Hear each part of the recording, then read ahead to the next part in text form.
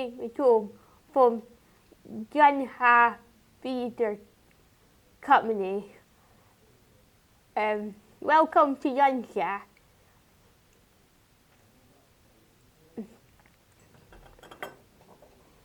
At CodeBase. This morning I'm here to interview. Morning. Hello, my name's Briana Pegado and I'm the Director of Creative Edinburgh. You are now the head of a large creative organisation. How did you come interested in the art and what are your creative skills? So you're right, I've just come in at the head of Creative Edinburgh, and the lead up to this I used to work in festivals, and I used to run a festival called the Edinburgh Student Arts Festival, and that was a grassroots community-led organisation. So now that I'm at the head of Creative Edinburgh, my biggest vision is to listen to our membership. A lot of them are freelancers, 90% of them are freelancers that are either working in a range of kind of creative backgrounds like video editing and production, design, publishing, music occasionally, film. So my biggest vision is to just create an arts organisation that supports them in the best way that we can. Some of that involves legal consultations, it involves networking events, and just giving people an opportunity to come together and share what they're doing and support each other. How did you create a career get to where you got to? Yeah, so that's a great question. Since I was little, always loved dancing and painting. I was in a rock band when I was a teenager. It was pretty bad. We were called Syndrome. And I think we were in the emo post-punk phase, but I wouldn't advise you listen to any of our music. But I really, when it was time for me to go to university and I was able to, really thought about going to art college and to art school, and my parents flat out said, no, you need to get a real job. Now, I think that can happen for a lot of people, and my parents wanted to make sure that I was financially able to support myself and that I'd be okay in life. But when I got to university, I really missed the arts. I missed dancing, I missed photography, I missed music, and really found that I couldn't avoid it. I had to get back into it. So in 2014, I was elected president of Edinburgh University Students Association, and I'd spent a year in the lead up to that election speaking to loads of people I knew that also missed being in the arts, but they felt their degrees weren't related to the arts, so they couldn't do it. They felt it wasn't for them. And we set up a platform for anyone from all of the kind of 4 universities or 3 universities in Edinburgh and Edinburgh College to be able to put on a festival and to work together and to show their work. So after doing that for about 3.5 years, I wasn't paid. I had to work a lot of part-time jobs. I did a lot of freelance work, and that was when I worked for the National Theatre of Scotland and Custom Lane. I worked for Voluntary Arts Scotland for a while, but I sort of just worked my way up, and it got to a point where I was working kind of 80-hour work weeks. I wouldn't suggest that, but I think when you're trying to support yourself and you're running something else with other artists, sometimes you have to do it, or quite often you have to do that. So I just sort of worked my way up. I got involved in Creative Edinburgh because I asked them to help us run an event for the Edinburgh Student Arts Festival, and really loved the network and really felt supported and really felt I'd met like-minded people. And I kept working my way in the arts and creative industries until I made my way up to this role. But the short answer is there's no clear path. I think you'll speak to a lot of people in the creative industries and realize that they've just made their way and had to take advantage of opportunities that have come up. I've had a lot of people that have supported me, and I also spent a lot of time working in the social enterprise community in Scotland, which is one of the largest and the most kind of world leading in social enterprise. And I've really just made a point to support other people around me, to give them opportunities and really advocate and fight for people working in the arts and creative industries to be paid well and to be given opportunities that means they can have a life in that sector or in this sector.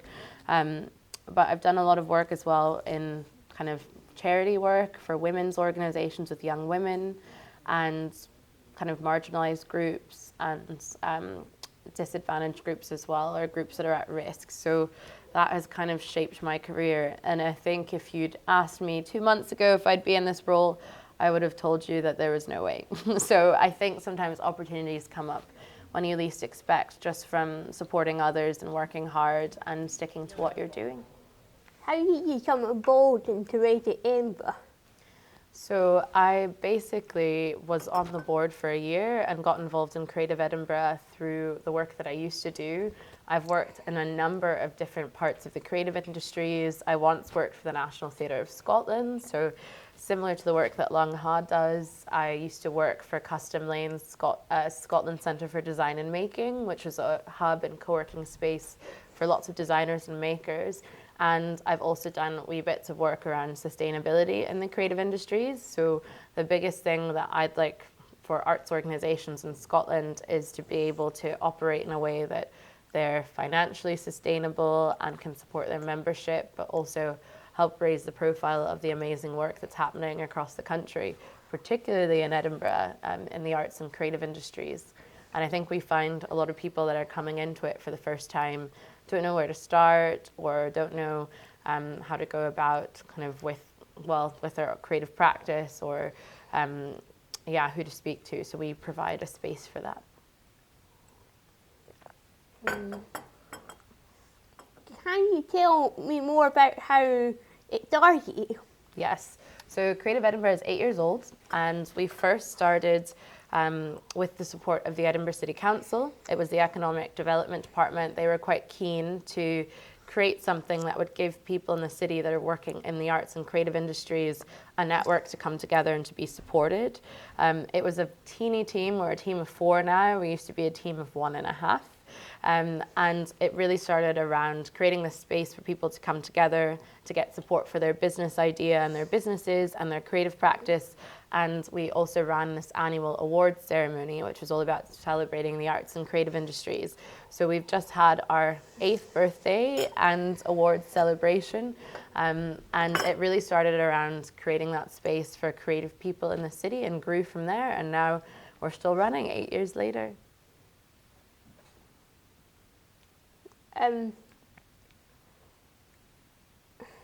What's the main goal and how in the company organised? So the main goal and the main thing we're focusing on is kind of providing that space for creatives, but something we don't talk about that often is we advocate a lot for the creative industries. So we were a big part of something called Desire Lines, which was this big call to action that took place about 2 years ago, asking the council, Scottish Government to support the creative industries more. So not only do we run our annual awards, morning networking events, we run inspirational talks called Talking Heads, and we used to run something called Creative Corporate Love, which was about bringing together private companies and corporations and sharing how they've collaborated with the creative industries. And we also kind of run drop-in sessions, and we used to called Hot Desk Hangouts, so people could come together and work in a new business they'd never encountered, or just share a space and work together on a Tuesday. So we're going through big changes. Our program's going to change next year, so you might see some new events and workshops that are going to be popping up that are a bit different to what we've done in the past, but it's very much about our membership, people coming together and sharing what they do to collaborate.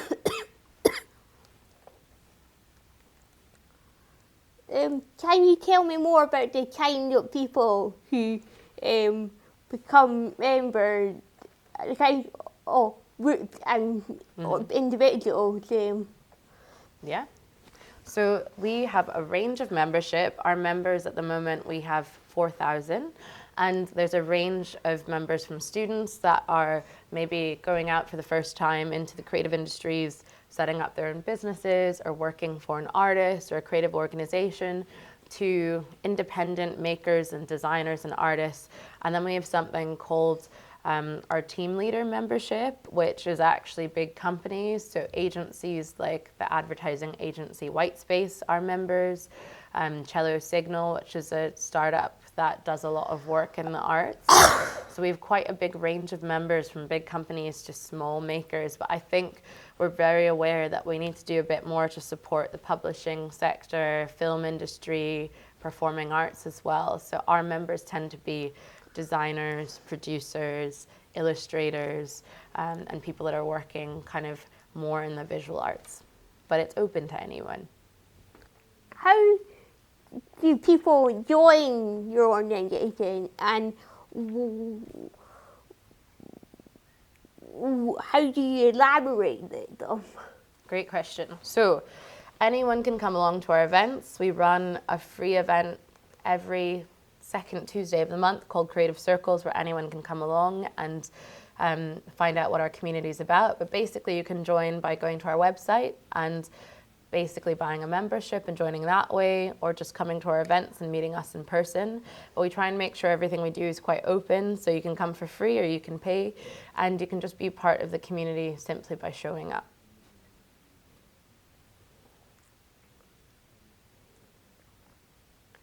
Do you offer skills or training or any other help to your member? Yes, so we offer legal consultations for our membership in partnership with Anderson Strathern.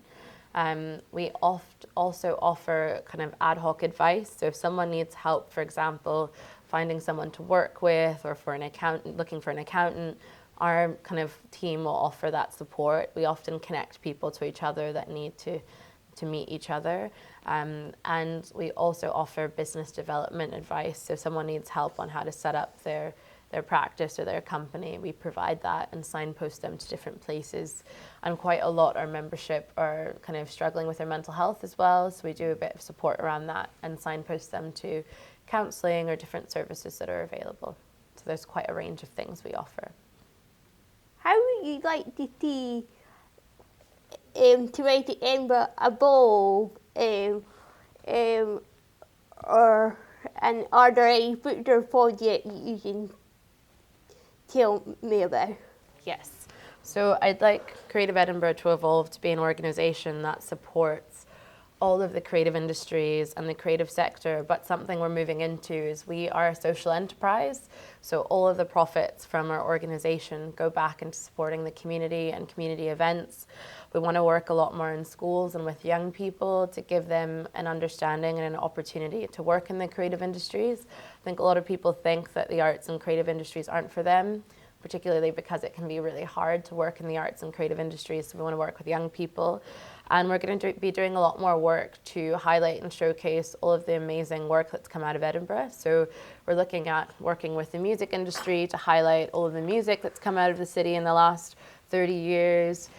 We want to highlight local publishing companies. We want to work with more theatre companies. So we're going to be spending a lot more time working with young people, making sure all of our profits are invested back into community and kind of raising the profile and showcasing all of the great work that's coming out of the city, but focusing particularly on different parts of the sector like film, music, publishing, performing arts.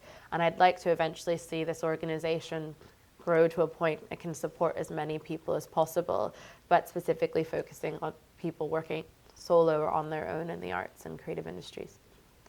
Particularly right now in Scotland, we've got a really unique situation because there is so much money that's being invested in the creative industries, particularly in tech and startups. There's a lot happening around virtual reality, augmented reality, artificial intelligence. So I think what's happening is there are quite a lot of people that are moving in this direction of technology and artificial intelligence, but then there are a lot of people in the arts that are still using their hands and doing tactile things like making jewelry or painting or dancing or putting on a piece of theatre. And I sort of feel like there's quite a big gap that's growing in the creative industries. So our membership, as I mentioned, are quite broad, but I feel that part of our role is making sure that the creative community and the creative industries aren't missing out on these new opportunities that are coming into the city and into the country. And we're part of something called the Creative Informatics program, which is running for the next 3 years. And it's a huge investment from the Arts and Humanities Research Council that's investing in, and this is a mouthful, data-driven innovation in the creative industries. So a lot of our members kind of think, well, what do we have to do with data, or what does that have to do with us? But if you think about it, if you're putting on a show, let's look at a Longha show, for example. All of the members and all of the audience that come to that show make up a kind of piece of data. The number of people there, where they've come from, why they're there. So we're really doing our best actually to try and communicate how data comes into the arts and creative industries. And come January, we're going to be part of quite a big pot of funding for artists and makers and designers that will give them some money to do some research and development in their practice and on their work. So work also, I see our responsibility as an organization is to kind of maybe mend or kind of bridge the gap between technology and data and the arts. And some people are already working in between that space and doing amazing things. But I think some makers and artists and creative people maybe don't realize that their practice or their work involves all of that. So that's something that we're going to be focusing on as well in the next couple of years at Creative Edinburgh. And I should say the partnership is between CodeBase, which is where we are now, the largest tech incubator in the UK, Edinburgh Napier University and the University of Edinburgh and ourselves. So that's quite a big thing we're going to be moving into in the next few years. Do you think we can be more, is there any way we can be more sustainable in the creative art? I think in the performing arts, there are so many components that come together, right? You have people that are working on the set and production, you have the actors, everyone's coming together to make this beautiful piece of theatre or this show or this performance piece. And we think a lot about people kind of traveling to get to the venue for shows, but I think the biggest kind of environmental footprint oftentimes is the set and how that's set up. If you have a very small or minimal set, then that's great. But I've come across an organization that recycles sets. They take them apart and they redesign them for other shows. And I think that's a really great way to be a bit more sustainable. It can be quite tricky if you're on a limited budget or if you have kind of a team that needs to be transported somewhere, but always thinking about train travel if it's possible. It depends on the person's needs who's traveling, thinking about energy, how can you maybe think about saving on lighting and changing the lighting to sustainable light bulbs. I think it's really important that all of our work is accessible and everyone has different needs, but definitely thinking about recycling a set, transport and how people are getting to the shows, lighting are a couple of ways that we can make performing arts more sustainable. But I think it also has to do with raising the platform and sharing stories about sustainability and the environment, so the work itself can really speak to how the world can be a bit more sustainable for all of us. Do Creative Edinburgh or the member get involved in the Edinburgh Festival or the Fringe? It's a great question. I think a lot of our members are involved in the festivals and the Fringe because of the nature of their work, but we in many ways are trying to provide a space for people that aren't involved in the Fringe. I think the Fringe and the festivals, of course, are a great platform for creative people in the city, but what can happen sometimes is we have a lot of work that's coming up from down south or coming up from different parts of the country, and sometimes local creative people get lost in all of the kind of excitement that happens around the Fringe. So we're really providing a space year-round outside of the Fringe for people to come together and show their work. But yes, people from our network put on productions during the Fringe and do some great work during August and July. Do you work with creative groups in other cities or churches well in Edinburgh?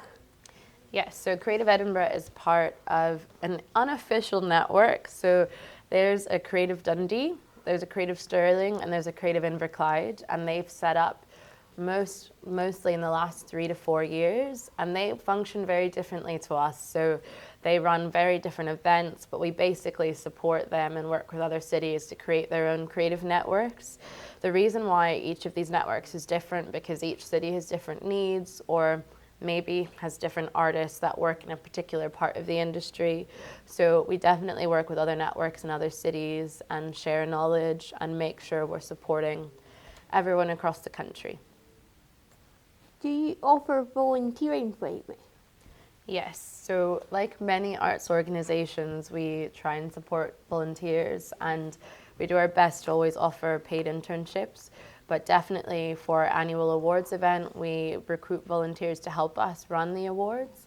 And sometimes we'll promote volunteering opportunities. We have a jobs page and a jobs portal, which includes volunteering opportunities as well. So we do as much as we can to provide paid opportunities for people to kind of work in the arts and creative industries, but we do also support volunteers. Do you have any questions for me? I do. My question to you is, what do you love about the arts and theatre in particular? Well, I'd like drama, and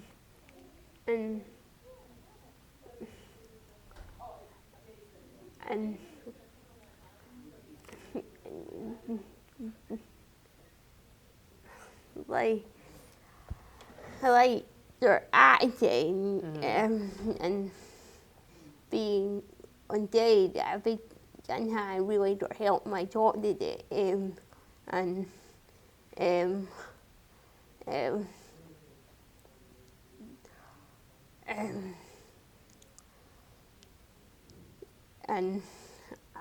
I also like doing other kinds of art. What kinds? Like, well, I'm not really good at everything in a way, but like, I kind of like drawing and painting and draw. Yeah, drawing's and great. making stuff and I like music, but I don't play it.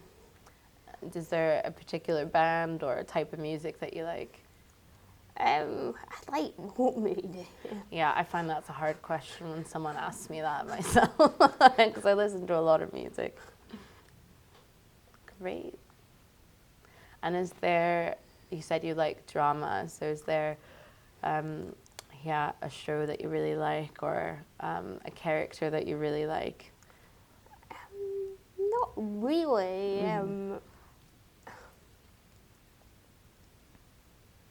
Food I get open to age or